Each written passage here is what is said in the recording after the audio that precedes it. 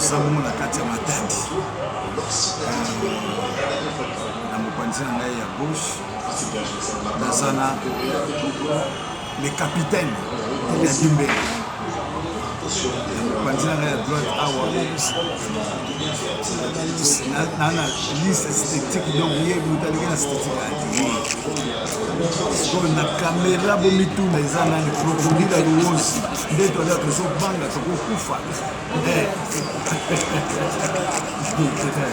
grand prêtre de prêtre Big Antungu tozana yembo ko le couple de grand prêtre Tchéné zani awa donc ni ya kosambeza te Washington grand pays la kati ya bana zomona tozana via tuna via de développer kaka ni za la kaka donc wachezana mpya tozana via la kati ya Mwanza conseil de gars qui toko na asile grand prêtre Big omona ki ba image la chambre ça to monaki image tindela ki ozwa ki ngo yomo mona ki conseil de toko zo planifier sur ndenge ni vie au continuer ma solo koto to kwa trop liga nzongo ya famille ya nete kaka ndenge lokaki ndenge esali sana bato no awa makambo eza kare toko mingi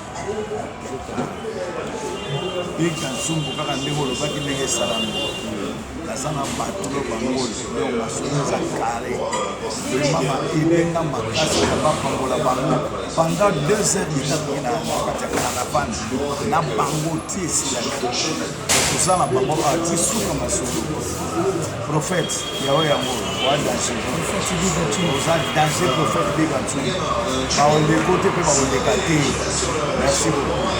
Merci, Baza nouvelle vision, Baza cours de grand. Donc un grand côté toujours les grands. Donc pour que Baza va grand. Alors quand on ça là, les autres ils sont des grands. Baza peut être là-bas, pas grand. Merci la simplicité à vie. Il y a un grand prêtre, il y a papa Nabiso, le général des fois au Tchéné spirituel. Vous allez vraiment voler la maintenant l'équipe nationale, tous les Banda.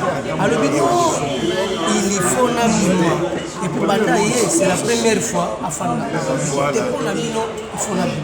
Donc Valère, il y a pour cela, il faut s'appeler. Merci. Prêtre Tchéné.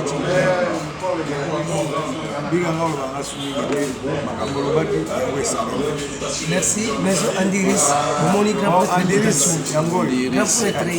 Andi Iris. Donc on s'était dit à Masuki, on doit boire quand on panza Masuki.